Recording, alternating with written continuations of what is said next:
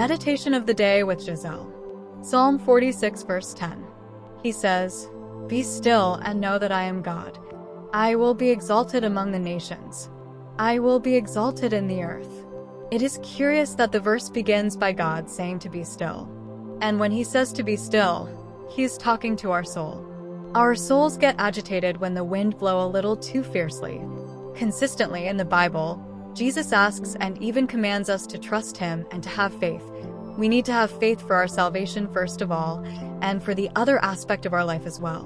We are encouraged by God to never worry about anything. We can say that worry is a sin, and Jesus said it multiple times before. Who by worry can change anything about the circumstances? Being still, then, is a difficult thing to do in itself. Being still asks us to act against our very nature, a nature that worries, that asks thousands of questions, that needs concrete evidence of the direction taken. It reminds me of Moses.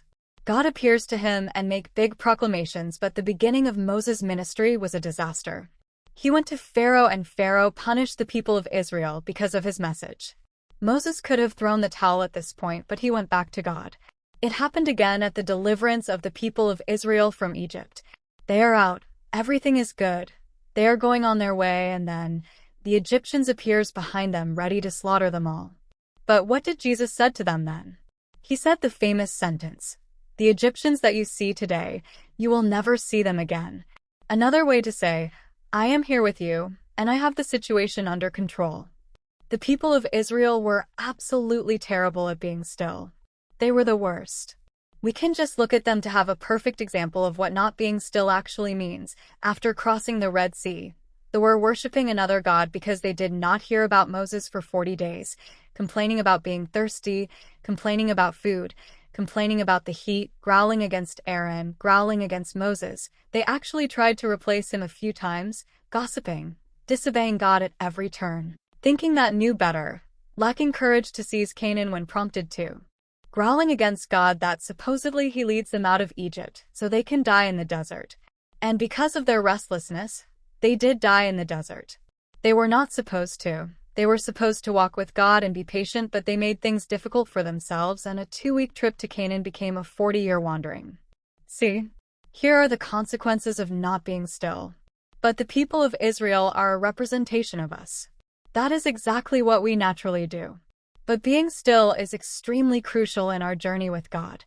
Without stillness, we cannot hear God. We cannot follow him, obey him, trust him. And it is not without a reason that God is asking us to be still. Because we will come across situations that will scare, shake, move us. Like Shadrach, Meshach, and Abednego, we will be thrown in the middle of a fiery furnace, and the only way to actually conquer is by trust that Jesus is in it with us.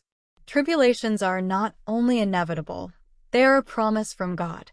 But notice that God says that we need to know. We need to know in our hearts that he is God. You can ask, but Gisele, the fact that he is God, what has it had to do with me? Or if he is God, why is that supposed to make me feel better? Because here it is implied that the only way to stay still is to know that God is God. He is a firm foundation. Because of that, if we place our trust in him, we can be certain that he is with us. And he is I am. Yahweh is with you and me. That should shift our perspective to know that the Creator of all things is in our midst. He walks with us and guides us. I will be exalted, he says. That's something that we need to remind ourselves as well, because sooner or later, every tongue will confess that Jesus is God and every knee will bow. I want us to picture that for a second. Let's think of the magnitude of that thought.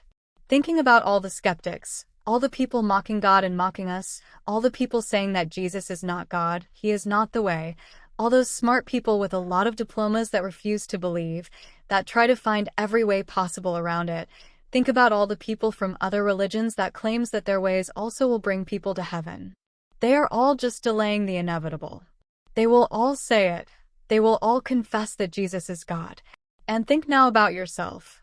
You knew it all along, you hold on, you stayed still, you trusted, you were in the right path. Think about the joy you will feel, being right, to trust in Jesus with all your heart. How will you react when Jesus will take you in his arms and say, "Good job. You are done. You did good"? I do not know about you, and it is difficult to predict because we have no idea how it is going to be that day. But I'm pretty sure that I am going to weep. I am going to cry all the tears of my body. The relief of not questioning if yes or no I will make it. The joy of finally see him face to face, oh boy. I will hold on to his neck and never let go. I told them, I will say, I told them that you were the only way. I did what I could. I did my best. And we will start a conversation that will last for eternity. Looks like a fairy tale. But better. Call me delusional, I don't care. I am right.